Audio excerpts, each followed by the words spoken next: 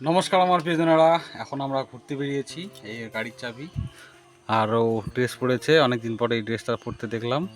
আর বিয়ের আগের ড্রেস। এখন আমরা যাব একটু ঘুরতে, একটু বাজার করতে। আমাদের এখানে আজকে হাট। থাকো, এটা তালা দিলাম না, ভিতরে তালা দেওয়া আছে। এখন আমরা স্কুটি নিয়ে ঘুরতে যাবো। নাও স্টার্ট দেবো নাকি? নাও স্টার্ট দেবে মিষ্টু। দেখা যাক কত সুন্দর স্টার্ট দিতে পারে। না ভুলে গেছে, চালো না। এই ঘুরে স্টার্ট দিচ্ছে। তেল আছে তাহলে? আমি ভাবছি তেল নাই, এখন চলে যায়, তারপর দেখাচ্ছি কোথায় যাই আমরা ঘুরতে।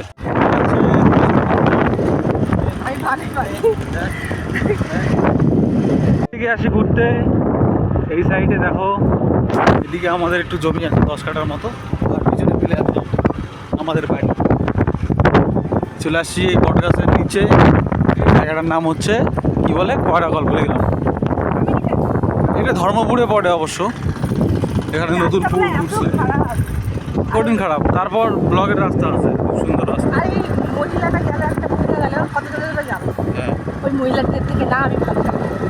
আচ্ছা, গাড়িটা এখানে রেখে এবার হেঁটে হেঁটে আমরা যাচ্ছি আমাদের জমিতে ধান দেখতে, অনেক দিন পর। চলো হাঁটতে হাঁটতে।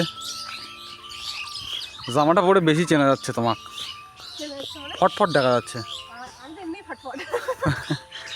অত গর্ব করতে হয় না নিজের চামড়ার রং নিয়ে, আমি যেমন করি না। আমার থেকে তো বেশি ফটফট। এই চলে আসছি মাঠের প্রান্তে, মানে পাড়ার প্রান্তে, সরি, মাঠের ধারে।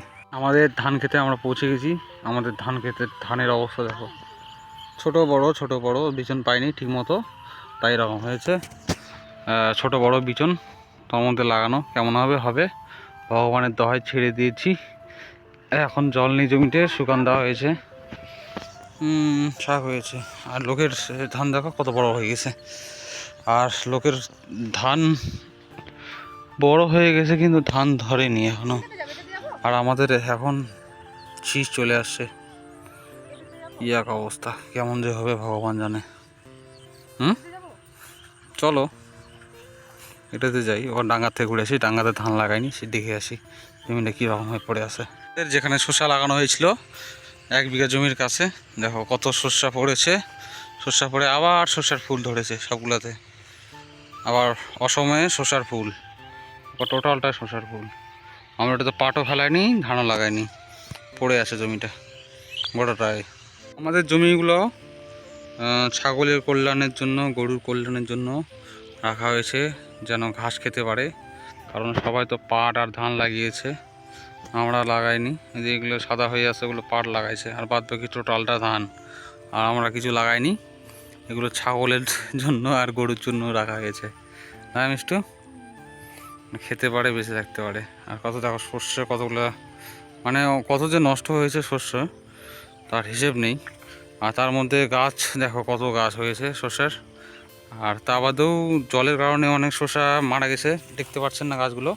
আর যা হয়েছে প্রচুর শসা নষ্ট হয়েছে আমাদের এবার, প্রচুর। চলো বাড়ি চলো, আর বাজারে যেতে হবে। বাজারের থেকে চলে আসলাম।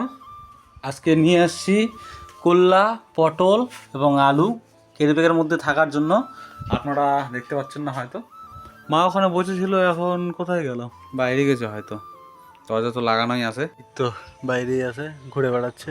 সিঙ্গাড়া নিয়ে আসছি 2টা, মিষ্টুকে 1টা দিলাম। আর মা আর আমি অর্ধেক অর্ধেক করে খাচ্ছি। মায়ের তো ভাজা বড়া বেশি খাওয়া হবে না, অল্প করে দিয়েছি, আর আমি অল্প নিয়েছি। কেমন স্বাদ?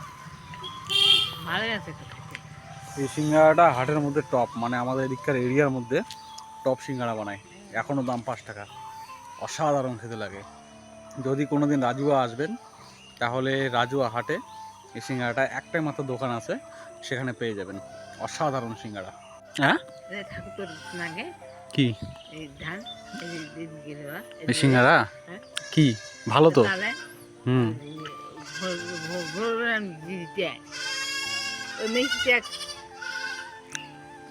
হ্যাঁ হ্যাঁ হ্যাঁ হ্যাঁ, যাই হোক যা বলছে। হ্যাঁ হ্যাঁ হ্যাঁ করতে না, মায়ের মনটা খারাপ হয়ে যাবে, বুঝতে পারছি না কথা।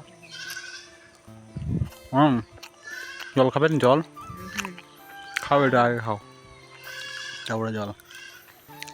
আজকে রাতেরবেলা কী খাবেন মা? ভাত? হুম, খাবেন কোনো খাওয়া কি খাওয়া? ভাত ভাত ডিমের তরকারি খাবো আজকে। হ্যাঁ, আমার শরীরটা বাইরে আছে, ঢুকাতে হবে। বেলা ডুবে গেছে, সূর্য ডুবে গেছে, হাটের যাওয়ার টাইম, আর আমি হাট থেকে চলে আসছি। এই সময়টায় অসাধারণ লাগে। মা বিকেলবেলা ঘুরে বেড়ায়, মিষ্টু কখনো কখনো বাইরে থাকে, কাজ করে, এগুলো ঝাড় দেয়। আর আমার স্কুলটাও বাইরে থাকে, মানে সরি আমাদের স্কুলটাও বাইরে থাকে। আর এই টাইমটা খোলামেলা একদম খুব সুন্দর লাগে। এই সময়টা আমাদের জীবনে বারবার আসুক, এই বিকেলবেলাটা আমাদের জীবনে বারবার আসুক, এটাই চাই। শান্তিপূর্ণভাবে নিবিড় পাখির কলরবে দিনগুলো হেসে খেলে কেটে যাক, এটাই চাইবো ভগবানের কাছে। অনেক কিছু ছিনিয়ে নিয়েছে আমার জীবন থেকে, আর প্লিজ কিছু ছিনিয়ে নিও না। যেটুকু নিয়ে আছি সেটুকু প্লিজ রেখো ভগবান। আর আমাদের বাড়ির ঠাকুরের কাছেও এটাই প্রার্থনা করব, যদি এবার ভালো রাখে ঠাকুর ভগবান, তাহলে মায়ের এবার পুজো দেবো। বুড়াকালী সুরকালী আমাদের ঠাকুর, আমাদের ঠাকুর ঘরটা একটু সারাতে হবে, ভেঙে টেঙে গেছে আর টিনগুলো হয়ে গেছে পুরনো। আমাদের যখন এই বাড়িটা করে তার সঙ্গেই এই ঠাকুর ঘরটা বানানো হয়েছে। আমাদের এই বাড়ির বয়স মোটামুটি 20-22 বছর হবে। আমি যখন প্রাইমারি স্কুলের ক্লাস 1-এ ভর্তি হই, তখন আমাদের এই বাড়িটা করা। আমাদের বাড়ি ছিল ওই পাড়া, আমাদের জেঠুদের যে বাড়িটা দেখেছেন ওই পাড়া বাড়ি ছিল। তারপর এখানে আমরা পরে আসি, তখন এই ঠাকুর ঘরটা বানানো। এই বাড়িটা আমার পিসেমশাই, দাদা এবং আমার বাবা 3জন মিলে করেছিল। কতটা খাটনি হয়েছিল সে আমি নিজে চোখেই দেখেছি, এখনও মনে আছে।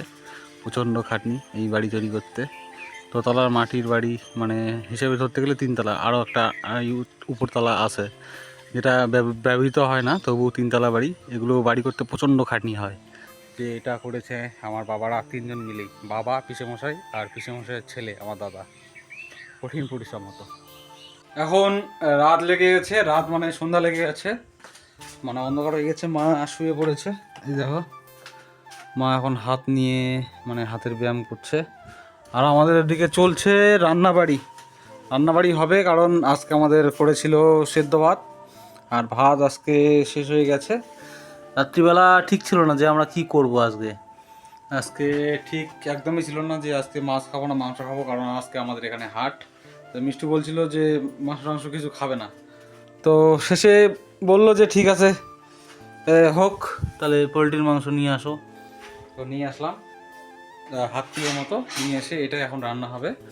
ভাত হয়ে গেছে, রসুন পেঁয়াজও বানালো, আর আমার মশলা বাটতে এসেছিলো, মশলা বেটেও নিয়ে আসলাম। এখন হবে আমাদের রান্নাবাড়ি, তারপর মাকে ডাক দেবো, আমরা সবাই মিলে আবার খেতে বসবো। তাই আজকের মতো ভিডিওটা এখানে শেষ করছি, দেখা হবে পরের ব্লগে। আজকের জন্য টাটা।